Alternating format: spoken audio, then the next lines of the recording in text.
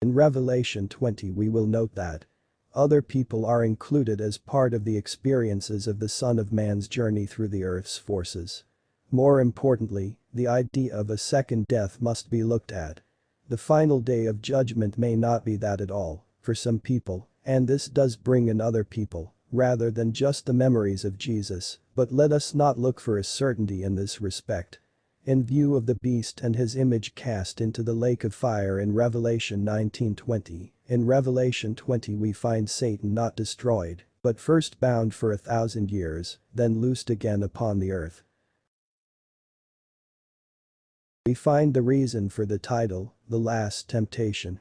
But we should also keep in mind that, at this more universal level of consciousness, the sequence of the presentation means nothing as a sequence.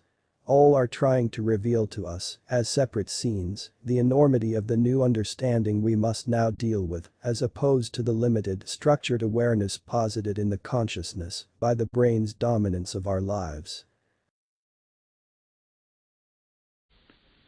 And I saw an angel come down from heaven, having the key of the bottomless pit and a great chain in his hand. It seems that this angel may well be a different one from that one, to which the keys were given in 9:1, because that one seemed to be more personal, while this one carries a more universal nature to it, as we may notice. From Revelation 19:20, we found that the beast and the false prophet had been overcome and cast into the lake of fire. It seems, therefore, that the lake of fire and the bottomless pit are not necessarily one and the same in meaning. In regard to 9:1 it is held that the pit is a symbol of the depths to which one may sink in his entrapment into the earth's influence, that is, because of his indulgences, and this can be a literal hell for people. The bottomless pit seems to relate to the bottomless pit of rebellion, which is a universal influence.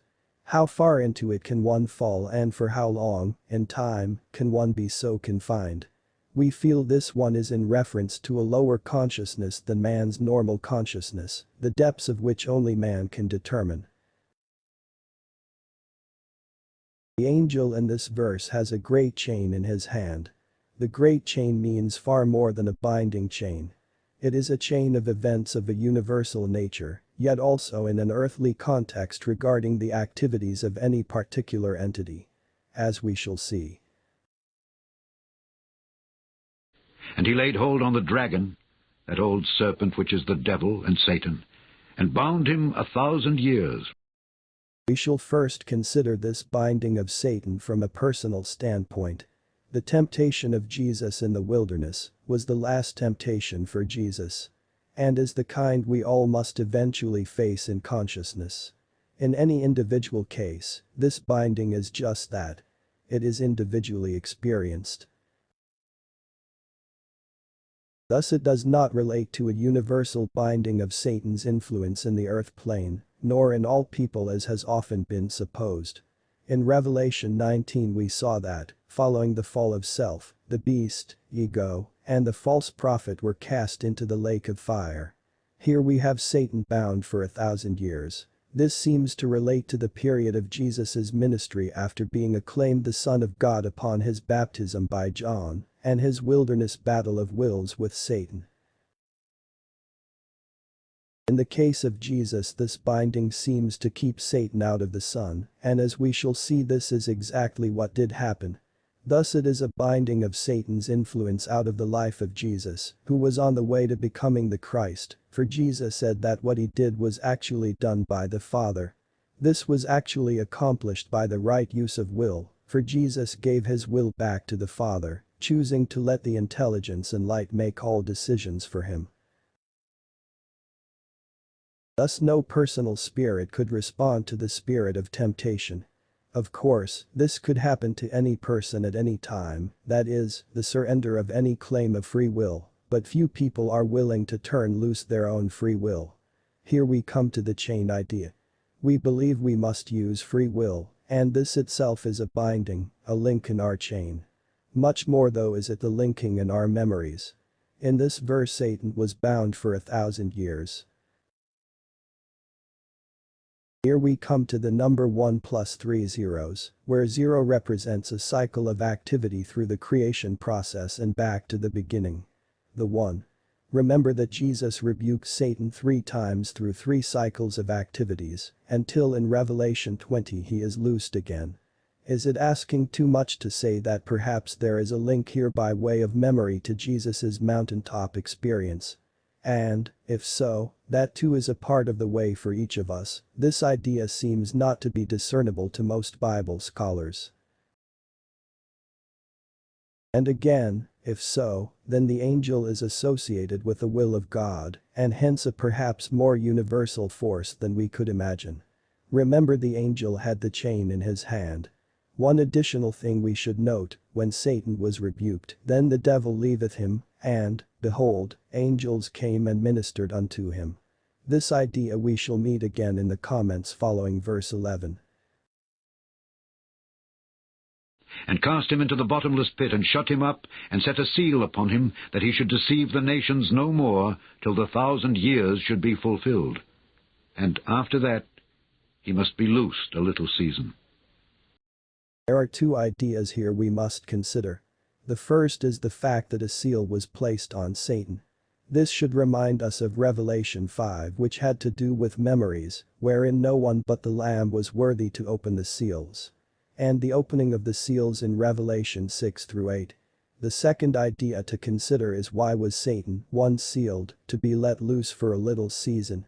In considering the first idea, we can say that Satan was shut out for a period during which the Son of Man experienced a regeneration of the physical, mental, and spiritual, the 3 zeros as cycles of regeneration, in himself, until he was accepted as the Son of God. But then Satan was loosed for a little season, during which time Satan tempted Jesus according to the 3 cycles of regeneration. This analysis of the verse would, seemingly, tie it back to the memory in Jesus, and would answer the question of why the temptation was allowed, and why none was worthy to open that sealed memory, but the Lamb. None other had been through the 3 periods of regeneration or the 40 days and nights in the wilderness. There seems to be another aspect to this verse, which applies to us in the here and now of our everyday living. And this we find well explained in the readings. What is the meaning of 1,000 years that Satan is bound? Is banished? That, as there are the activities of the 40 and 4,000.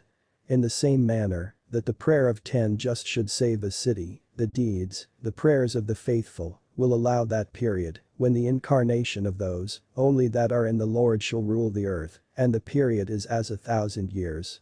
Thus is Satan bound, thus is Satan banished from the earth. The desire to do evil is only of him. And when there are, as the symbols, those only whose desire and purpose of their heart is to glorify the Father, these will be those periods, when this shall come to pass. Be ye all determined within thy minds, thy hearts, thy purposes, to be of that number. This quote can, as easily as most of the Revelation, be placed in a prophetic framework entirely. It is an admonition to be as the 40 and 4,000, which are memories experienced by the Son of Man as explained under Revelation 7. They also relate to the elements and the formation of our temperaments, as given under Revelation 8. All of these references are made in relation to that period when the incarnation of those only that are in the Lord shall rule the earth, and the period is as 1,000 years. By living as Jesus demonstrated, can those forms of thought and purposes become the rulers of us, just as, usually, our habits now are the incarnate ruling influences in our lives. Also, we must remember that in the 1,000 years there are the 3 cycles of purification, just as we have portrayed as happening in Jesus, and all return to the one. Even though we might be able, eventually, to do this, there must come to each of us a final temptation just as to Jesus. In this light we find the reason for the final temptation experienced by Jesus. Again, an example to us, which usually is overlooked. We also should not overlook the 3 cycles of regeneration and their possible relation to Jesus's 3 years of ministry. We may realize that some have said that the final temptation of Jesus took place in the garden, just before he was taken into custody, tried and crucified. Some have said it was when Jesus cried out on the cross about being forsaken by God. The incident in the garden was a holding to the faith in God by Jesus, just as did Job, even perhaps a memory called to mind, for the readings state that Melchizedek who wrote Job was a previous incarnation of Jesus. The cry on the cross may well be considered a last testing of the flesh mind.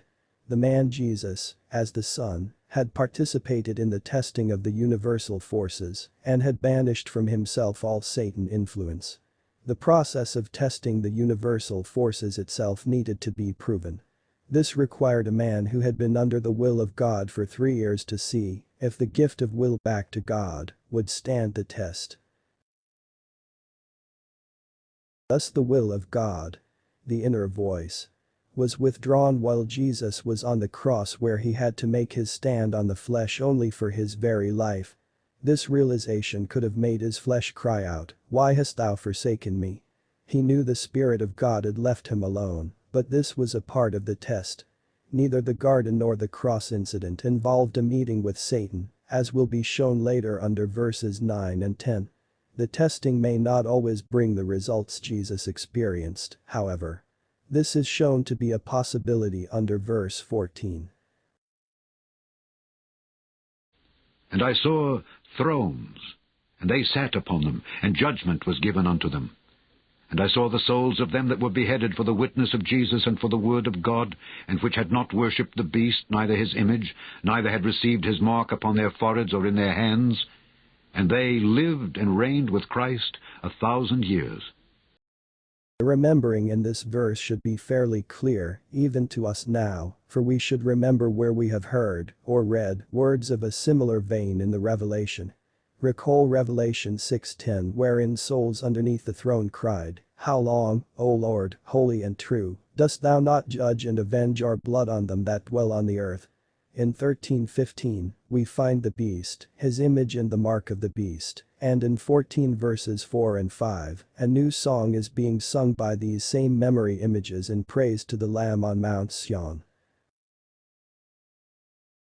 All are shown here as portions of memory in the Son of Man who experienced the cycles of regeneration as Jesus in his own transformation to the Christhood from the Son of Man.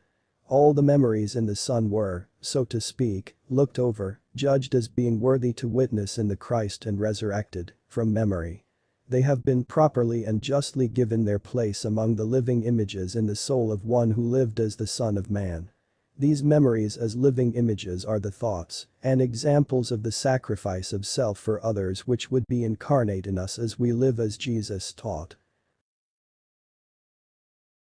They will live with the justifying Spirit of Christ through the cycles of regeneration and spiritualization in us, just as they did in Jesus. He set the example as recorded here. Time as we know it in years or lives is not a factor here, but time in the sense of a measure of understanding the ideas is a factor in the process, wherein a measure is a judgment. As we move along the path outlined by Jesus, a new realization or enlightenment brings an awareness of our being a son of man, as we realize the meaning of man in the earth when we are face to face with our original purposes. In effect, we are resurrected from being lost in the shenanigans of the self. Then we are in a position to become one with the creative forces, which are already in us. This brings us to the first resurrection in the next verse. But the rest of the dead lived not again until the 1,000 years were finished. This is the first resurrection. The concepts reigning in us during this period are one with the Christ Spirit, but it is still a period of earth living, for we are souls yet in the earth, just as was Jesus. Along this pathway we must prove we can be tried and tested just as was the Son by the earth's forces. The readings give us an insight into the meaning of the first resurrection. Explain what is meant by the first and second resurrections. The first is of those who have not tasted death in the sense of the dread of same. The second is of those who have gained the understanding that in him there is no death. The meaning here is that by living as we should, verse 4, we would remember our source, our various lives in the earth plane. And we would come to know that there is no death as we usually think of it. A key to understanding the dread of death is the fact that we learn by experience that we do not die, we are always living souls, growing into becoming one with Christ, as well as growing the ability to remember we really are souls, and not just people with a soul.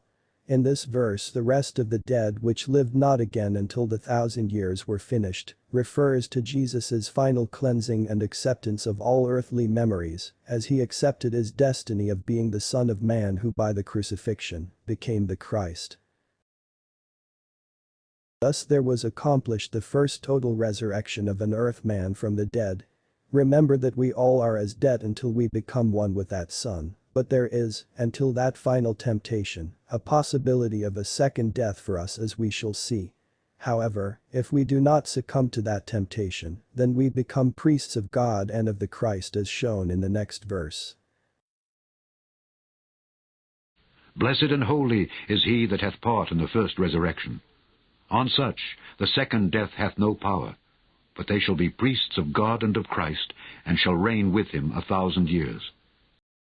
From the analysis of the first resurrection under verse 5, we should understand the blessedness of this verse, because we will have met the challenge of Satan, and passed the test of faith and determination shown by Job.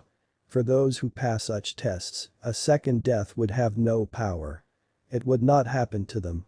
From the readings we find this. What is meant by the second death in Revelation 21:8? Those that have passed into the understanding and then fall away, become minded of the earthly desires for self-exaltation, know the second death. From this we may see that, if we do not pass those tests, as Jesus did, then we experience a second forgetting of our source. We again would move away from the Christ, and have to start all over again, so to speak. This is the second death. The memories.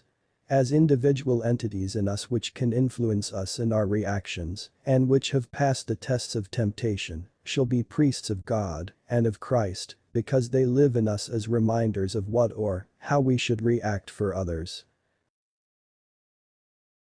Thus these, as sources for response in us, continue to prompt us, with the Christ Spirit through 1,000 years, the 3 cycles of regeneration, until all portions of the mind, body and spirit, find a oneness with the creative intelligence in all that is done through us. Jesus did, as an example for us to follow, and, having done so, we too shall reign with him 1,000 years. We become one with his experiences. And when the 1,000 years are expired, Satan shall be loosed out of his prison. In Jesus and in us, when the period of regeneration is completed, the 1,000-year period, there must come our testing. We should consider why this is necessary. Since the earth plane is the testing portion of the universal vibration, and we would have, just as Jesus did, created our own form of the universal vibration, by having become one with the universal intelligence in nature, it too must be tested. We create our own vibration because of our individual pathways in getting to where we are.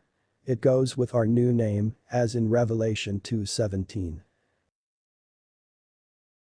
Being in the earth plane, we must be tested, just as was Jesus, yet it is not just us that is being tested, rather it is that we are a portion of the testing of the universal in us. Quite a difference, yet this is what Jesus did in the wilderness.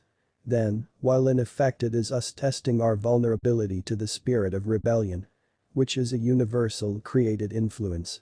At the same time we are participating in the testing of the universal spirit of rebellion, Satan.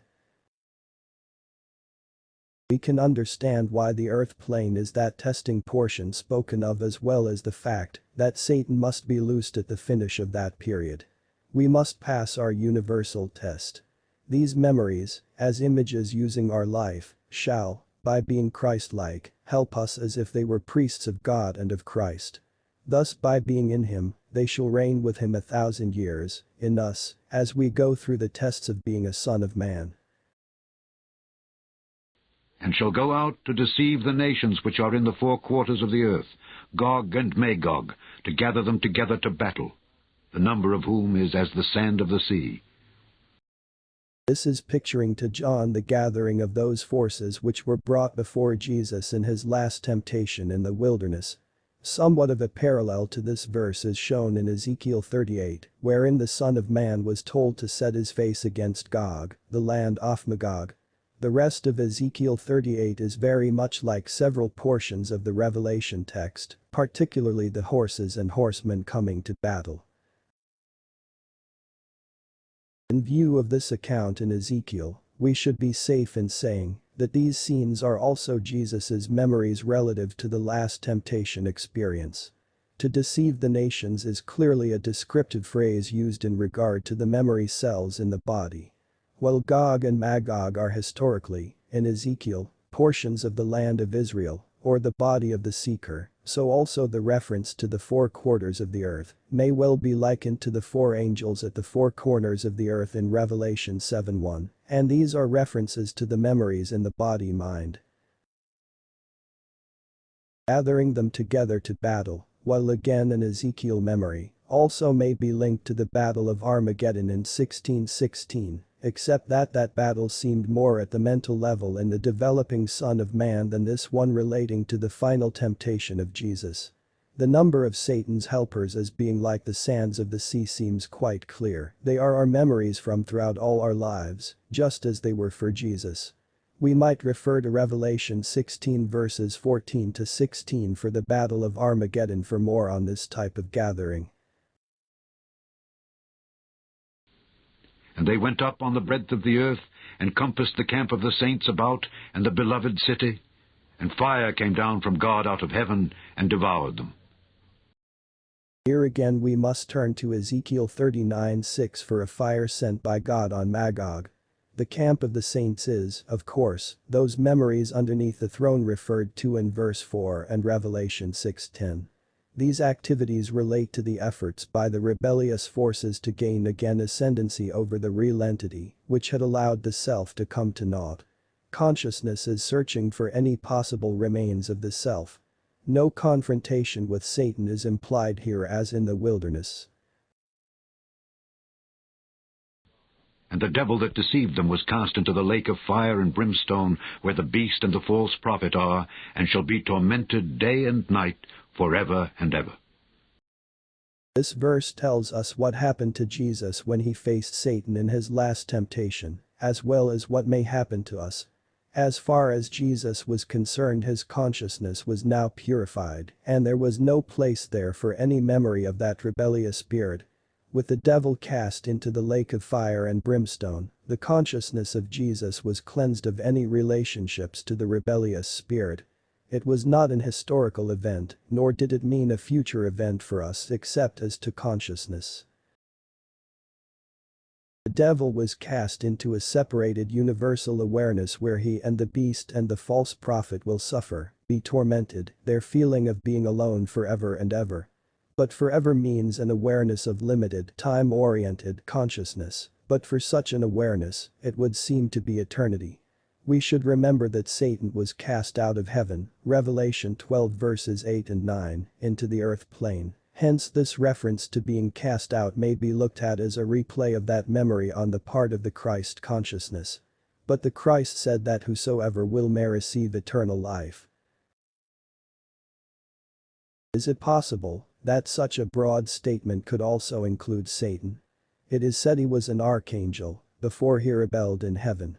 He was given a task to do by God as recorded in Job. Is it possible, from a universal viewpoint, to see Satan as a helper to us, helping fellow archangel with Satan, or his brother? Would Jesus do less than Andrew, who went and brought his brother Peter to Jesus? For me, when the Christ said that all might come, it included Satan also. And eventually he, too, will return to the Father. It is only a matter of a universal concept as opposed to our time-oriented thinking. In this light, then, the earth plane is hell, for here we are all bound and suffer, because of the limited concepts we create, and which in turn, torment us as we fight each other over them. We should have noticed that in this verse there is again no confrontation with Satan. Here we are dealing with universal concepts, and perhaps the next verse may help us get a little closer to this idea. And I saw a great white throne, and him that sat on it, from whose face the earth and the heaven fled away, and there was found no place for them. The great white throne seems to be the great white light of purified consciousness, or the intelligence and light. Him that sat on it is the consciousness of the Christ, of Jesus who became one with this creative force, while a Son of Man. For such a consciousness, any separated awareness must of necessity flee away. Hence any awareness of heaven and earth fled away, for the consciousness was universal in context. For heaven and earth, as limited concepts, have no place in the oneness of all things. If earth fled away from this consciousness, then also any concept of the devil must have flown away, for the devil was cast into the earth in Revelation 12:9. Thus the Christ consciousness which sat on the throne, the white light, was apparently not aware of the separation in consciousness of anything, and this being should accept everything as promised. Thus there could be no other confrontation with Satan. His consciousness was confined to the earth, and here the earth, with him in it, fled from the great white throne, and him that sat on it. Now the earth, remember Satan was cast into the earth in 12:9, is the place of the activity of the elements. Since their activity in the sun had been displaced by the forces and intelligence and light, there was no way for the satanic influence to get into the body filled with light. Hearing this light, Satan, along with the earth and his consciousness, in effect fled away, and thus there was found no place for them. In view of this idea in relation to what happened in the garden and Jesus's cry on the cross, it should be clearer that there was no confrontation or battle with Satan in Jesus's life, following that battle of wills in the wilderness. This also takes us back to verse 2 where keeping Satan out of Jesus was mentioned. It as well explains how in Matthew 4:10, the angels ministered to Jesus following his wilderness experience. This was when Jesus gave his will to the Father, and he later told his disciples that it was not himself who did what he did, but it was the Father. This idea should also confirm the appropriateness of the angels, allowing Jesus to make the cry on the cross because of their apparent withdrawal. Jesus had to again become as Adam and, alone in the flesh, make the choice of his will back to God, the opposite or undoing or balancing of what he did as Adam. This too was a necessary part of testing universal forces mentioned under verse 3. There is a note of encouragement for us, however, in this last temptation of Jesus. Once the flesh mind had overcome alone without heavenly help, it was proven it could be done. It need not be proven again, and besides, he did it for us. This then would be a thing that Jesus did once and for all that no other man need do, and this alone sets him apart from all other men. We might say, but he was the Son of God. The reply is, so are we. Remember in 12:8 it was said of Satan that neither was there place found any more in heaven. And I saw the dead, small and great, stand before God. And the books were opened. And another book was opened, which is the book of life. And the dead were judged out of those things which were written in the books, according to their works. Here the records, the memories, in consciousness, are all read and judged according to their works. Do memories work? They certainly influence us, and this seems to be the basis of the judgments, how we influence one another, for self or for others. John saw the dead as they stood before God, that intelligence and light. We should recall that there is no death except to our ways of thinking, our concepts.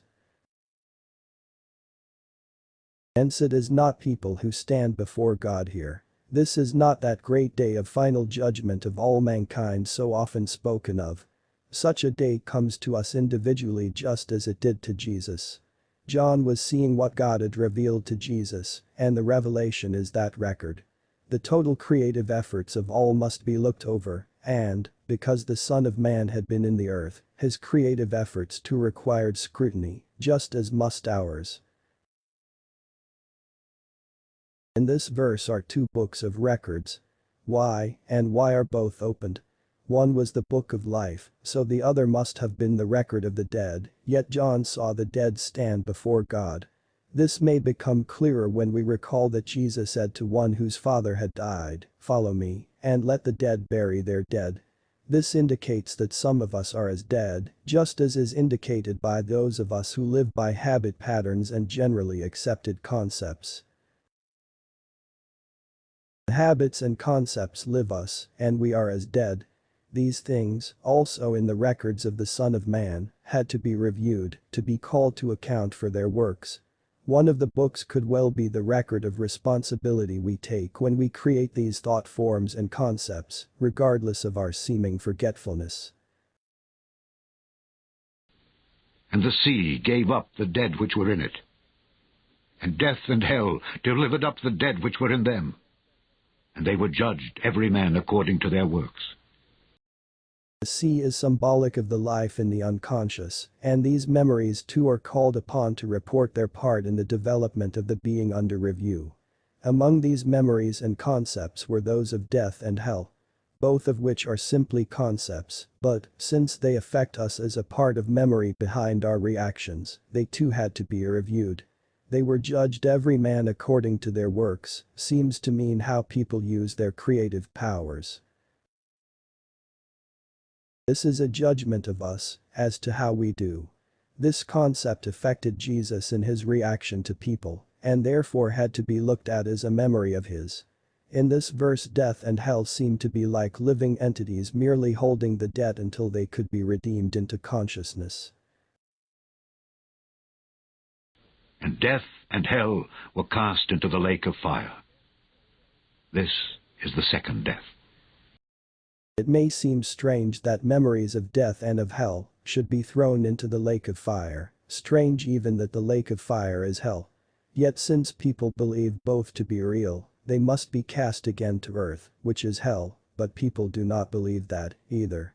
Hence the memories are cast into the lake of fire for the remolding of such concepts. Thus forgetting again is like a second death. This idea may become clear when we consider the in-between life happenings. After death, so called, we all find that we are not dead and that there is no hell. Hence when born again into the flesh, as a child, we should know this. But we quickly forget and fall away, as in 281:37, again knowing the second death. It is a repetition of a habit we have formed, hence this habit must be cast to the lake of fire for a cleansing of consciousness. We should review the comments on the second death under Revelation 21:6. And whosoever was not found written in the book of life was cast into the lake of fire. The things spoken of in this verse, as well as all of Revelation 20, are those things shown to Jesus by God. Whether experienced by him or not. This shows how all life in the earth plane meets itself, which is as necessary for us to know as it was for Jesus. In this verse whosoever not found written in the book of life means just that. If what is recorded are the actions of our habits, thought forms and the like, then these actions are not our claimed responsibility, yet we are responsible for their creation. This is spoken of in the phrase, "In patience possess ye your soul." Since patience is the measure of our understanding of our responsibility, we must meet this, for this is also a reason for our being in the earth. And that reason is our life's purpose.